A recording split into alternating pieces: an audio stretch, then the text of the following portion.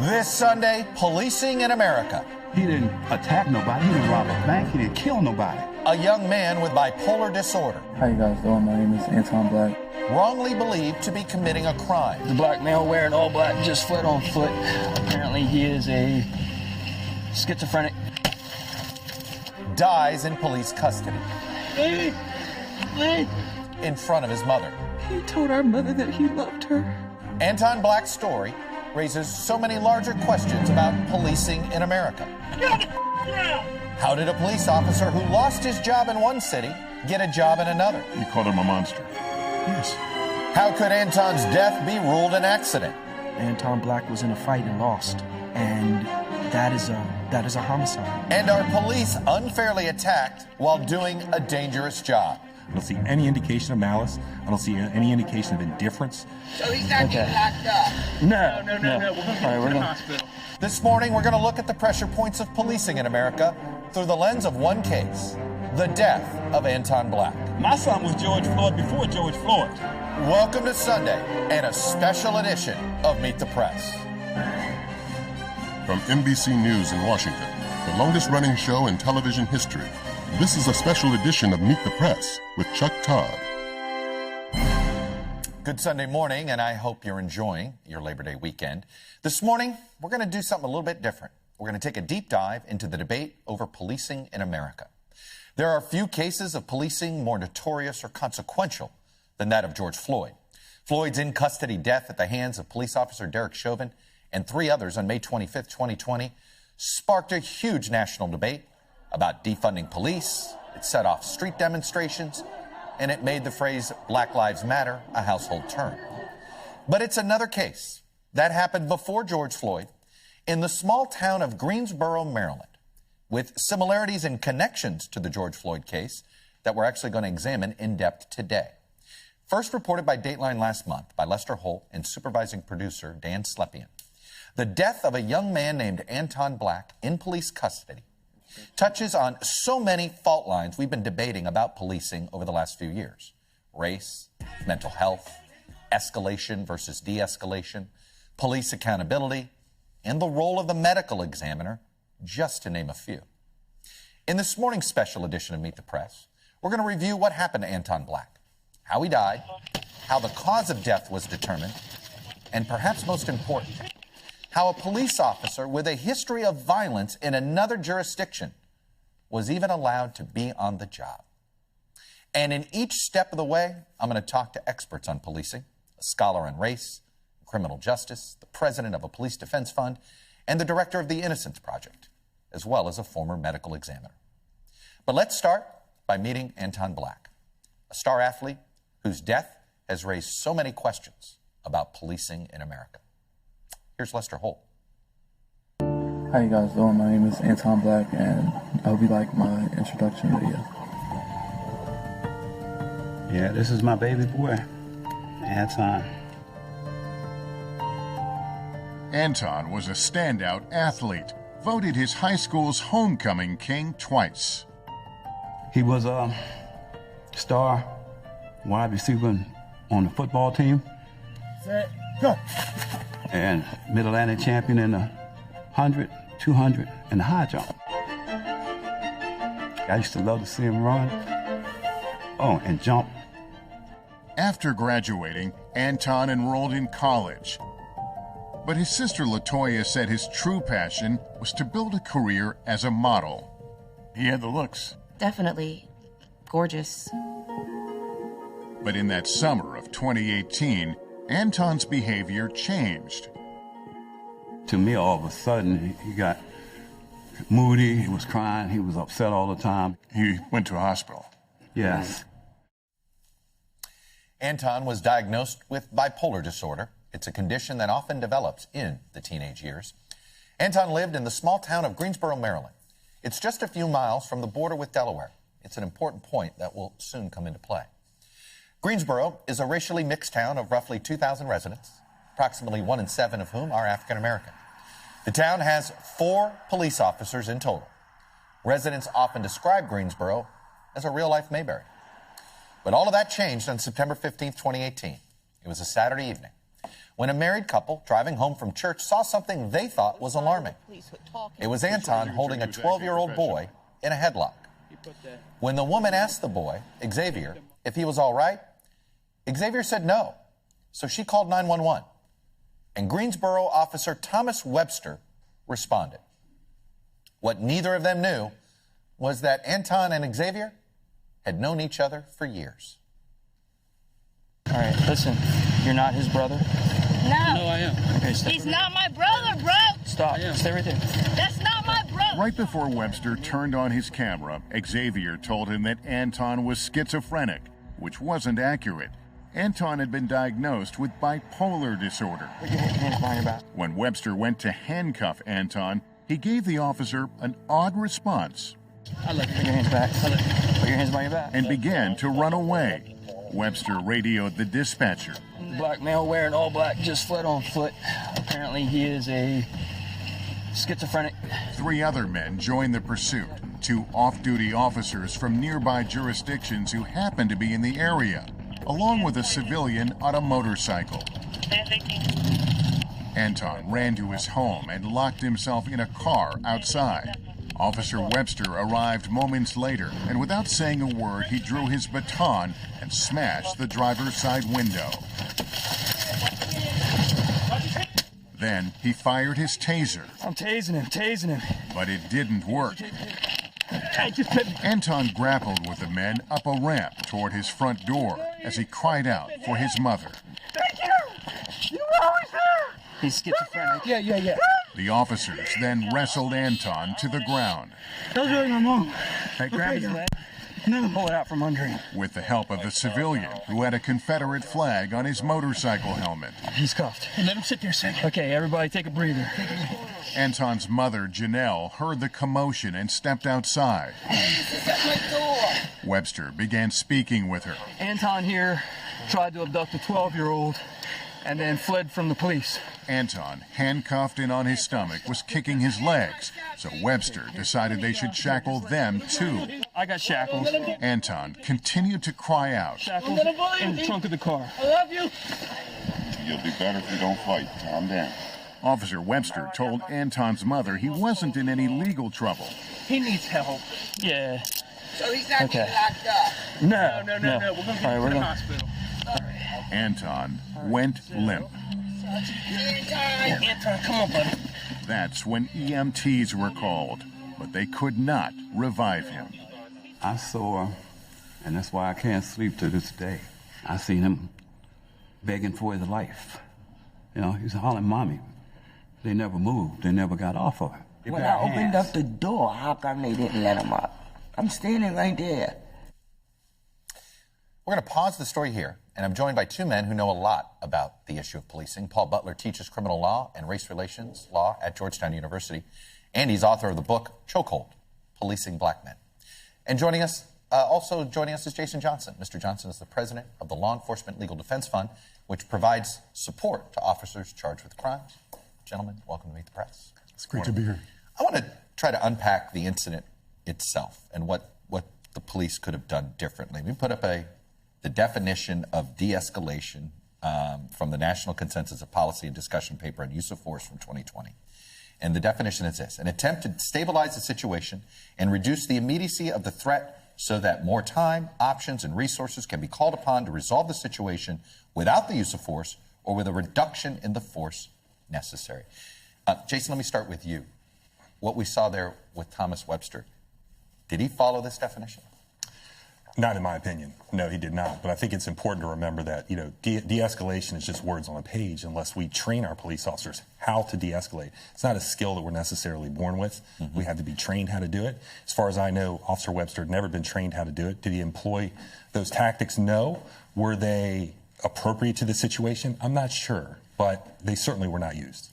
Paul, first, my goodness, it's a good thing we had body camera footage. So at least we're able to at least have some idea of what the truth is. What are some ways, you've dealt with a lot of these cases, what are some ways that the Officer Webster could have handled this differently? So, Chuck, every year the police arrest about 10 million people, And not one of those 10 million people feels like getting arrested that day.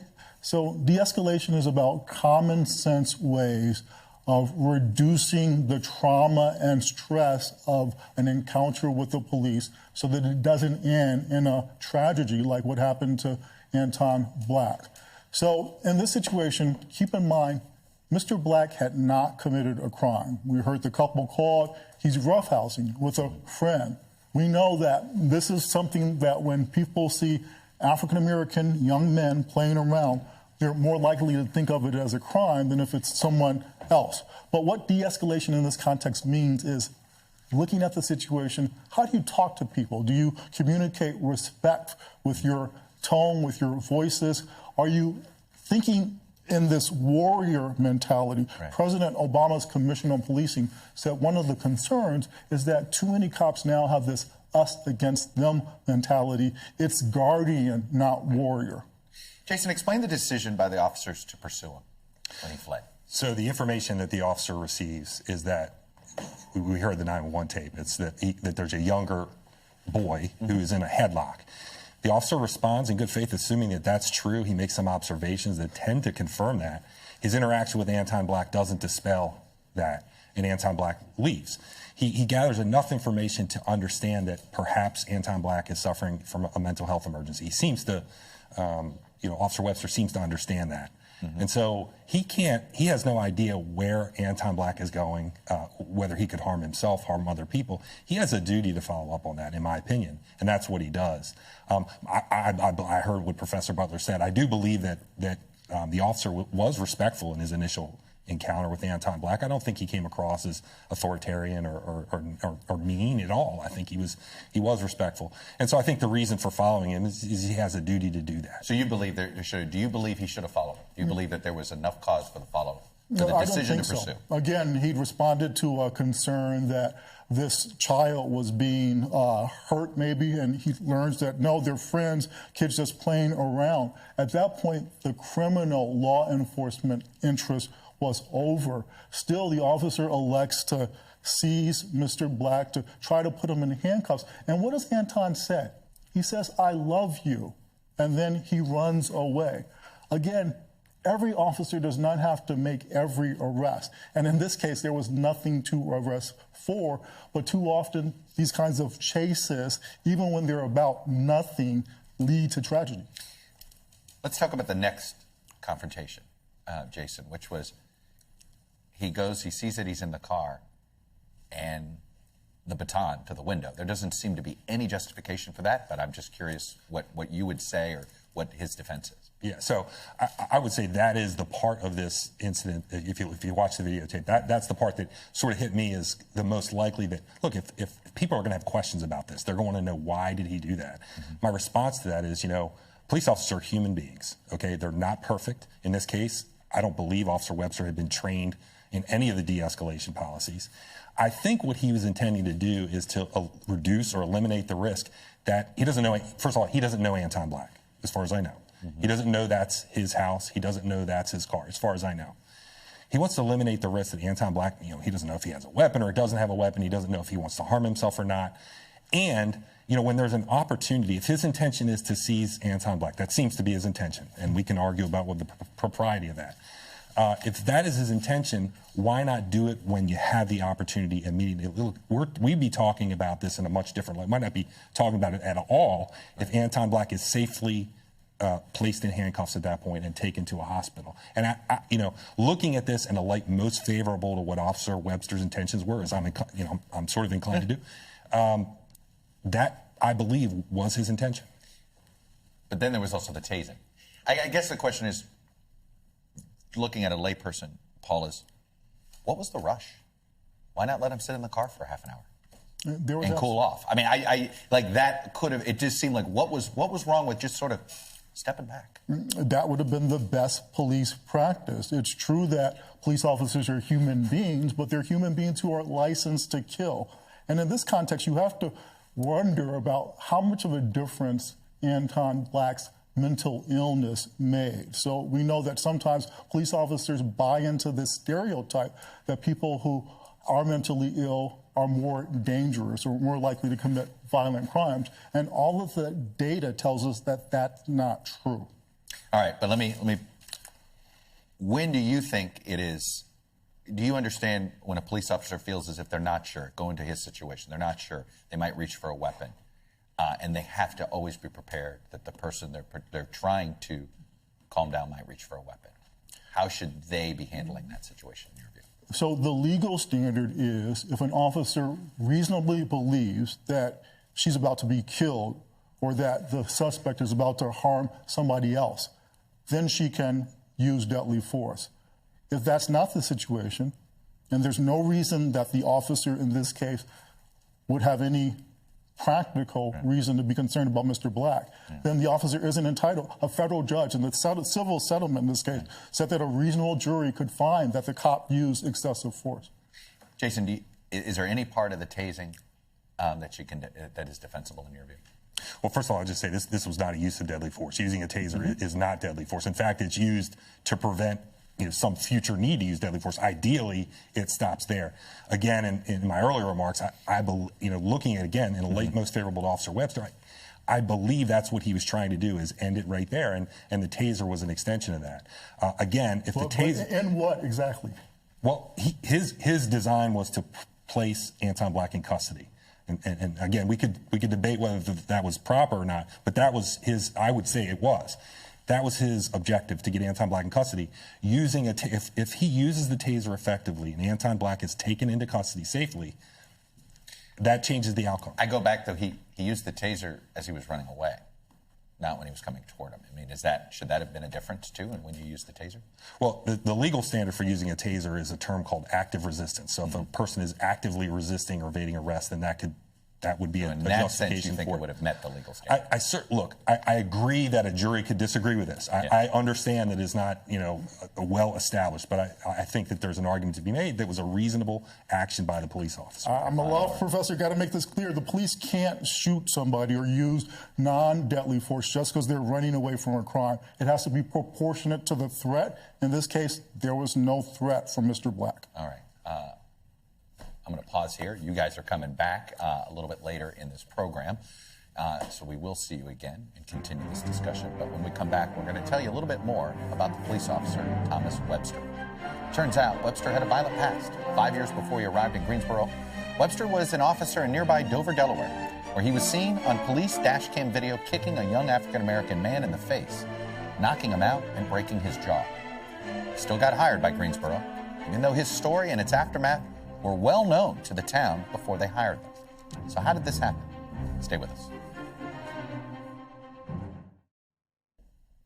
Welcome back.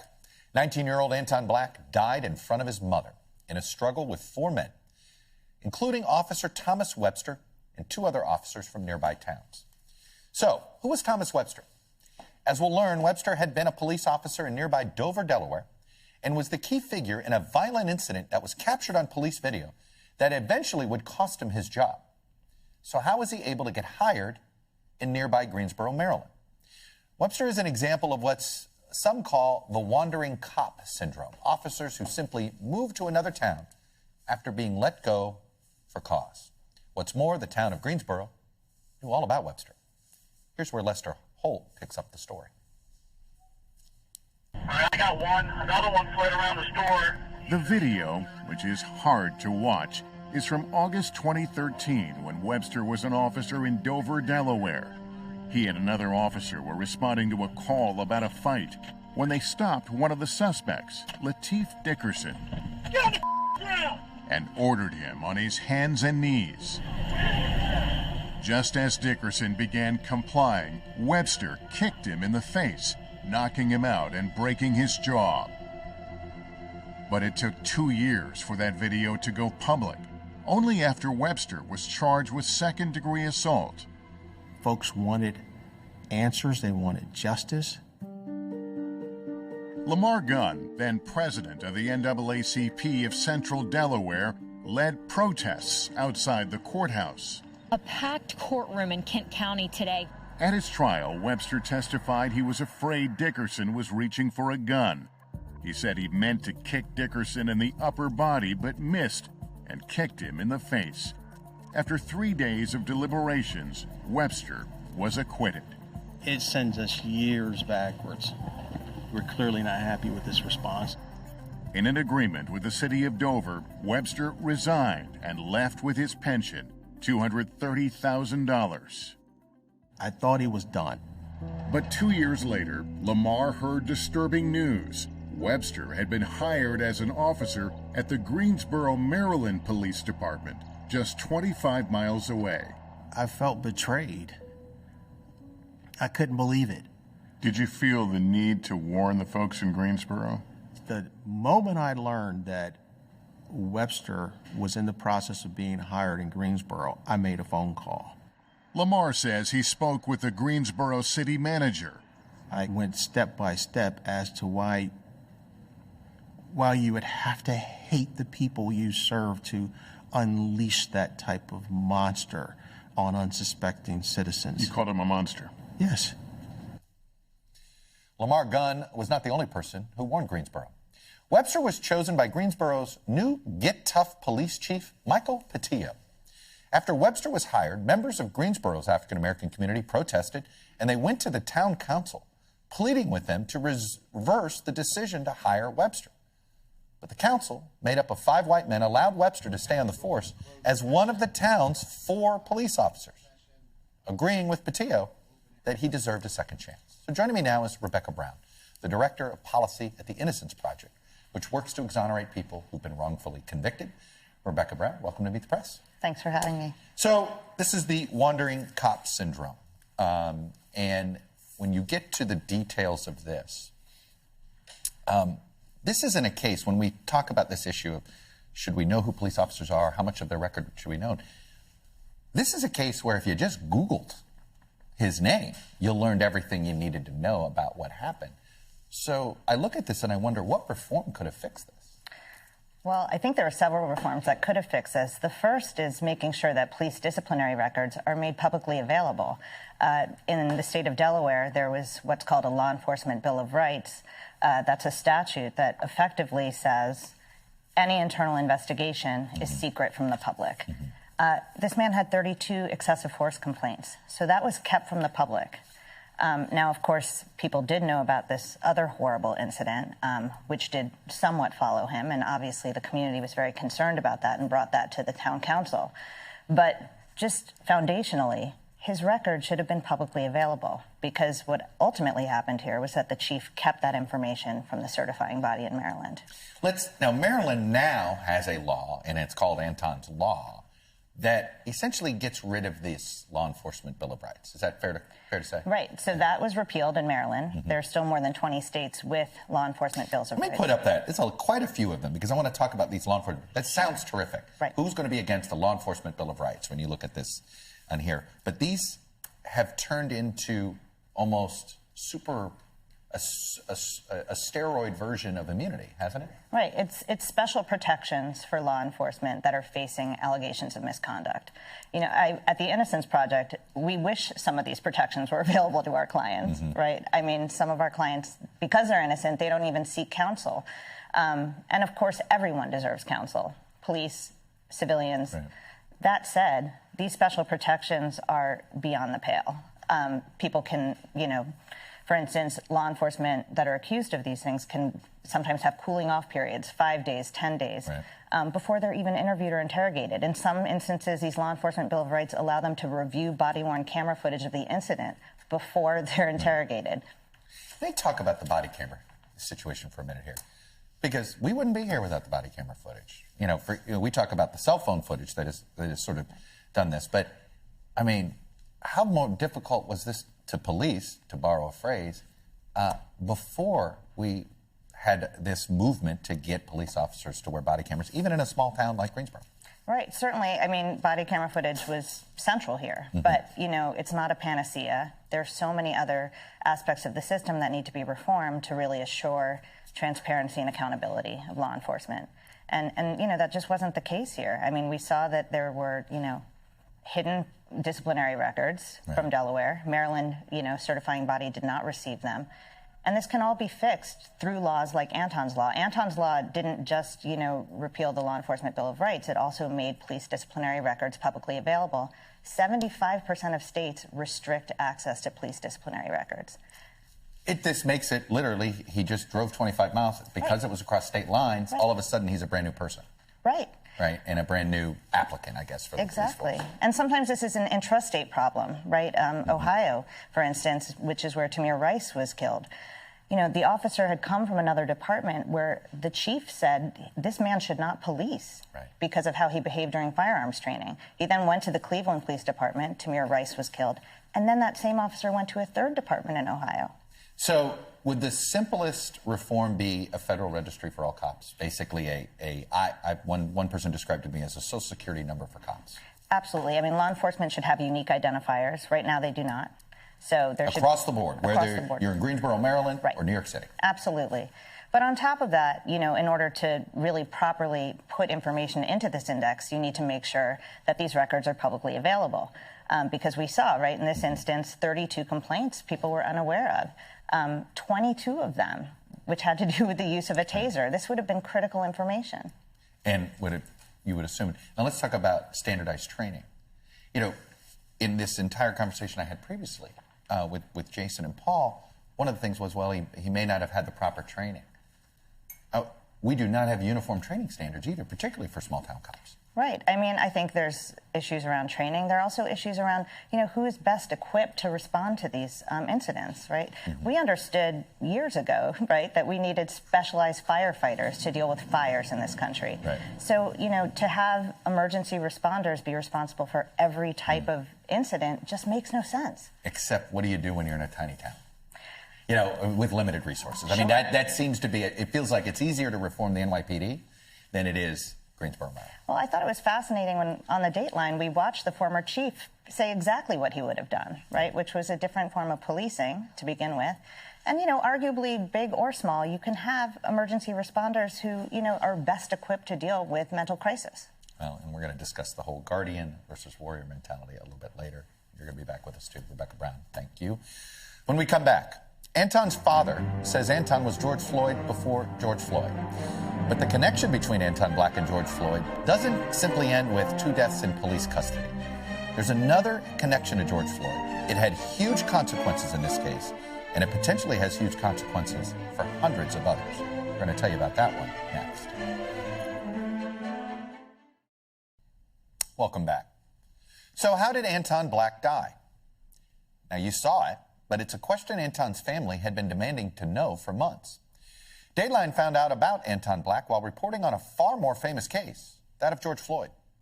During the reporting on this story, Dateline learned that there was one key player who played an outsized role in both cases. Here again is Lester Holt. 4 months after Anton Black's death on his own front doorstep, the autopsy report came out. The manner of death, accident. It's an accident. You're begging for your life and they don't get off of them. How is it an accident? The report was co-signed by Maryland's then chief medical examiner, Dr. David Fowler. You'll want to remember his name. It said that while it was likely that the stress of the struggle contributed to his death, no evidence was found that restraint by law enforcement directly caused or significantly contributed to it.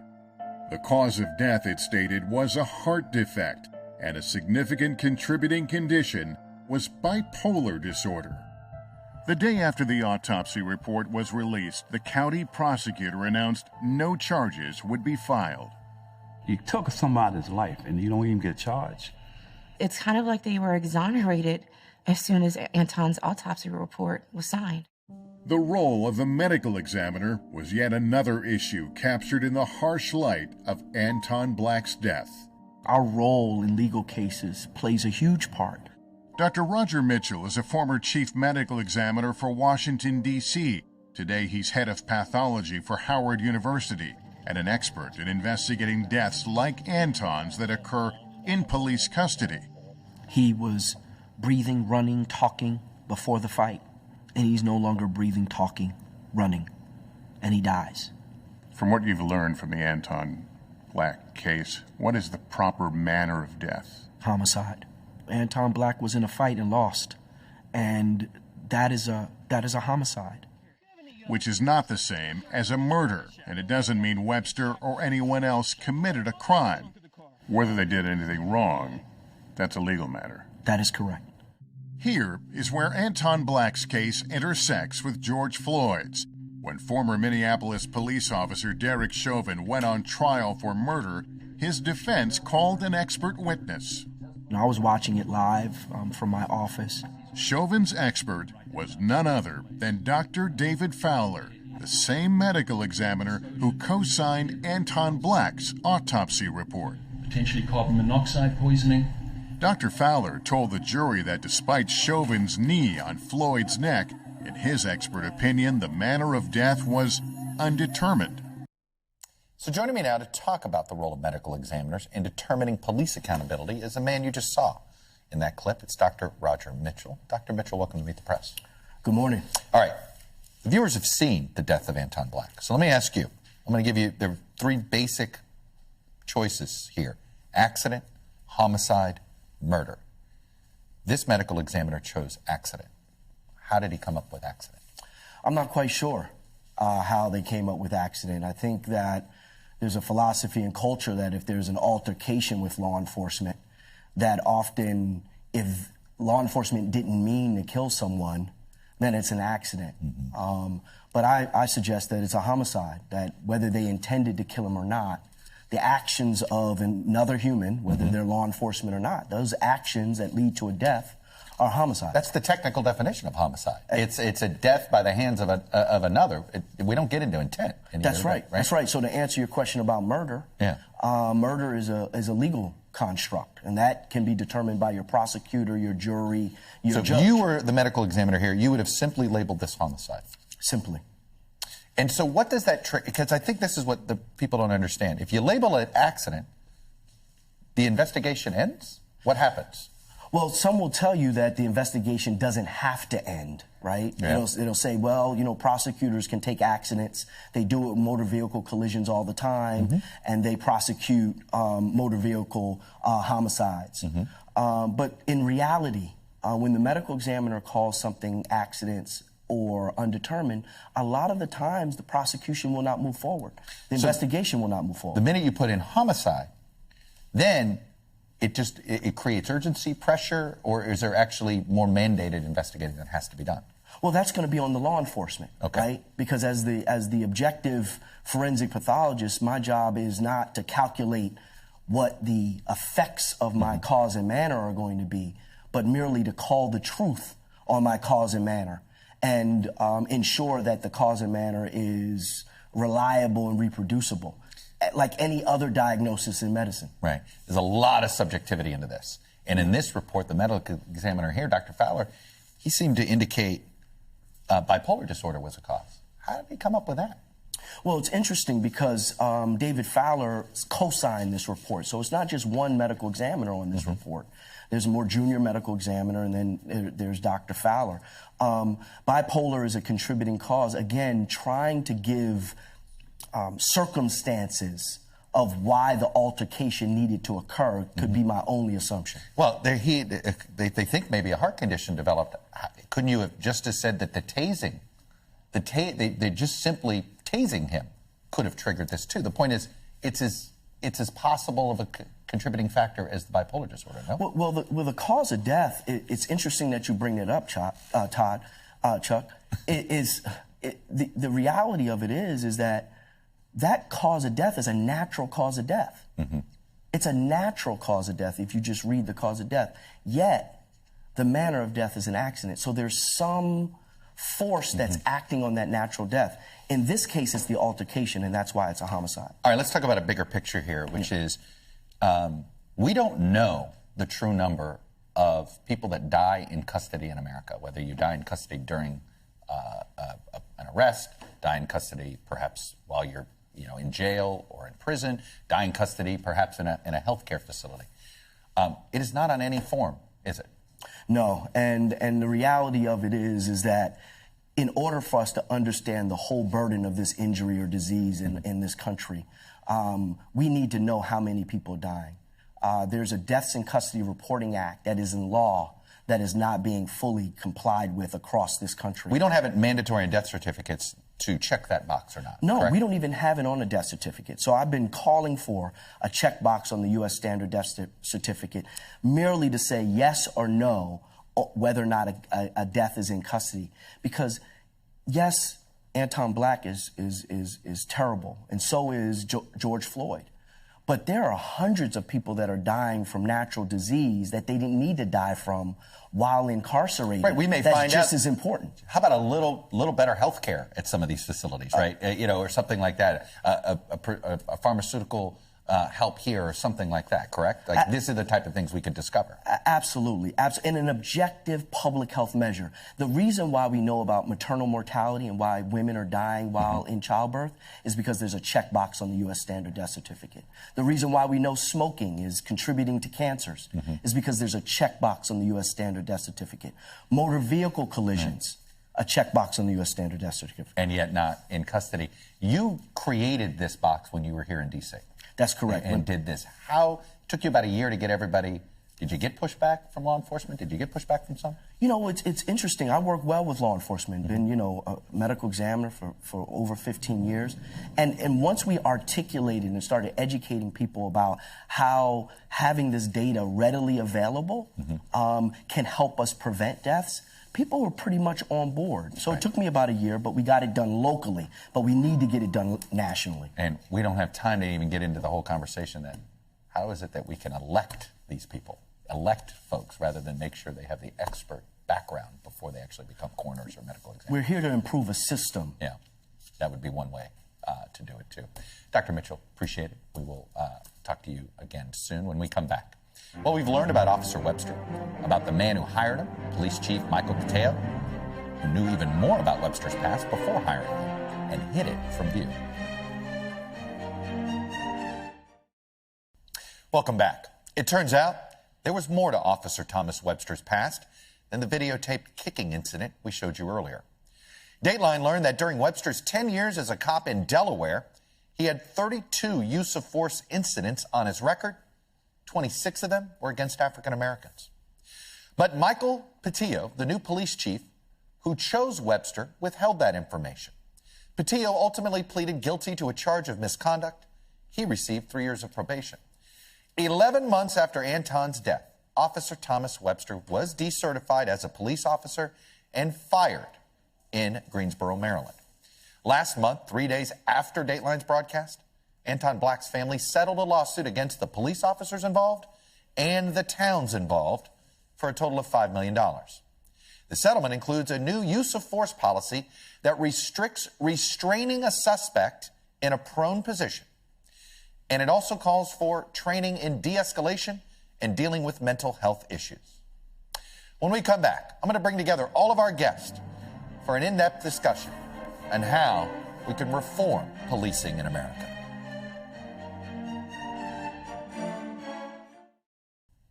Welcome back. We're now bringing together all of our guests from the broadcast for a more comprehensive discussion of what Anton Black's case tells us about policing in America, how we can learn from it, and perhaps get police reform back on the national agenda. Joining me again are Rebecca Brown of the Innocence Project, Professor Butler of Georgetown University, Jason Johnson, President of the Law Enforcement Legal Defense Fund, and former D.C. medical examiner Dr. Roger Mitchell. Welcome back to all of you.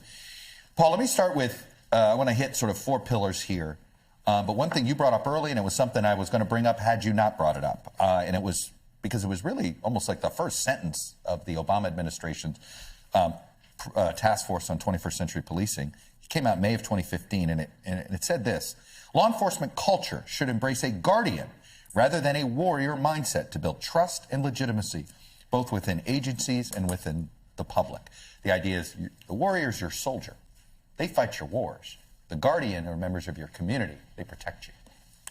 And if you think about somebody who's applying for a job to be a guardian, they have a whole different skill set than people who want to be warriors.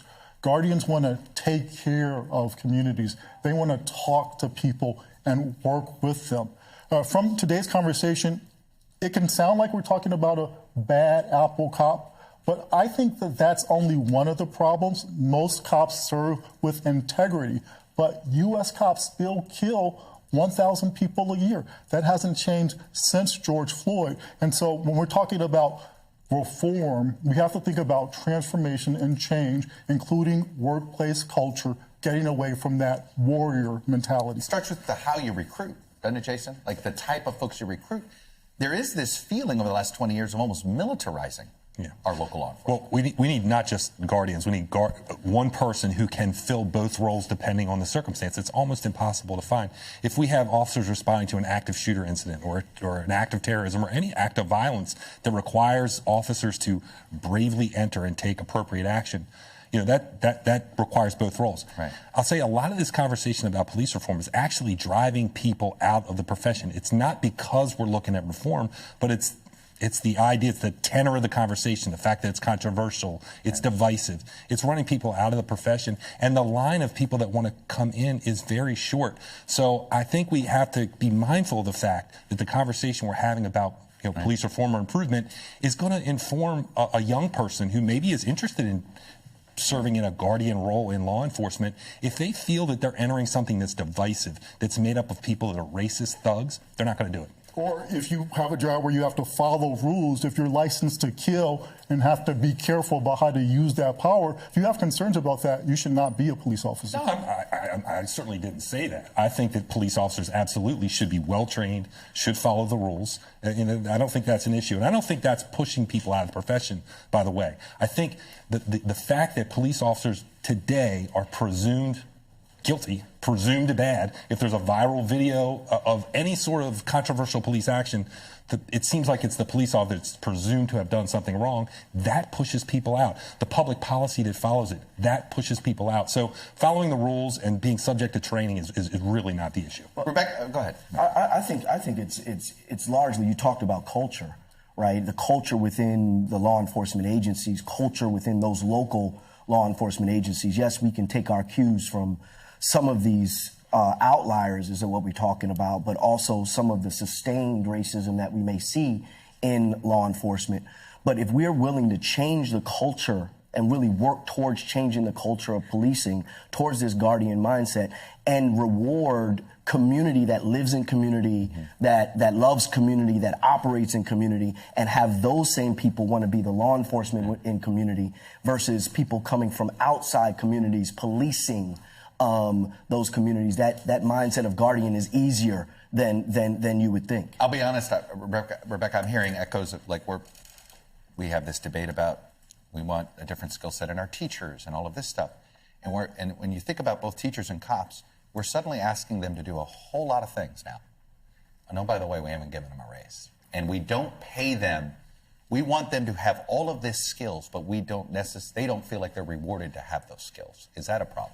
Well, I think there's just an issue, too, of expecting police to be emergency responders to every kind of event, right? And they're certainly better equipped people to deal with people in mental health crises. And so I think, and by the way, this would be an excellent issue for unions to take up in terms of protecting their workforce. I think, they don't, instead of sort of fighting accountability measures and fighting transparency measures, I think unions would do well to look at, what is being asked of law enforcement and thinking about, does this even make sense? Are there better responders for some of these types of events? For me, there's no doubt that we're putting too much on law enforcement. I believe in an all-government approach, and to let the public health institutions in government, to let the Department of Behavioral Health off the hook for their responsibilities to community, I think is poor government. Should we not call them? I mean, I don't want to get into the name stuff because then everybody has a politicized debate, but it's just about public safety at the end of the day. Sometimes public safety, is a health crisis. Absolutely. And as everyone around the table, I think, agrees, police officers have become public safety generalists. No matter what it is, we expect law enforcement to be able to respond to it, and that's not really what they're fit for. But should it be? I guess that's what, should we rethink this? You're never going to get police entirely out of the mental health business just because of the nature of what police do. But they can be sort of second responders, so the front line are mental health professionals, and the police are there to deal with protecting the public in that very narrowly defined role. All right. Paul? 90% of calls that cops get 90% of 911 calls are about people who are in a relationship crisis, mental health crisis, a beef between family members or neighbors, someone who's experiencing homelessness. When people with guns and batons and the power to arrest show up, often that makes things worse, not better. Even Republican administrations, President Trump, he agreed that there ought to be co-responders, not just the folks with guns, to those types of situations. Let's talk about some simple. Police reform has died a couple of times in Congress. It does seem like simple things that shouldn't be hard to do. Your checkbox. Oh, my why has it been difficult? Well, I think it's really not holding our public health infrastructure responsible for the public safety of our citizenry. To suggest that there's some disconnect between public health and public safety. You know, I'm a medical examiner, physician, but I also served as interim deputy mayor for public safety and justice for Washington, D.C. Because there's a need to connect the dots. This checkbox on the U.S. standard death certificate allows for a death certificate that has to occur in all deaths in custody. It's going to occur. For us to merely know that that individual died in custody, we can start understanding from a very basic level who, how, and why people are dying. Can I just say, if the question is why we haven't seen national change, it's a two-word answer: the Republicans. It's Senator Scott, a Republican, and Senator Booker, a Democrat, were supposed to work something out about the George Floyd Justice and Policing Act, just common sense reform. It failed not because of politics or the Democrats. It failed because Republicans did not have the courage and will to do life-saving work that would make police officers respond more effectively, help community safety. I just don't think the problem with the police reform debate is that we don't agree on what the problem is. We don't agree on what the problem is. And I think a lot of people have been resistant to facts. When we put data about how many millions of calls police respond to, how infinitesimally small the number of times that police officers use deadly force. You use the number 1,000, but that's among a sea of police responses. And it doesn't take any account for what the circumstances were. It's just a number. And so if we can't agree on that, we can't move forward. Well, we spent an hour on it. We got a lot more debate to do, but I have run out of time. So thank you. That's all we have for today. A big thanks and shout out to Dateline, Lester Holt, and supervising producer Dan Slepian for reporting this story for a very long time and very thoroughly. Thank you all for watching. Enjoy the rest of your Labor Day weekend. We'll be back next week because if it's Sunday, it's Meet the Press.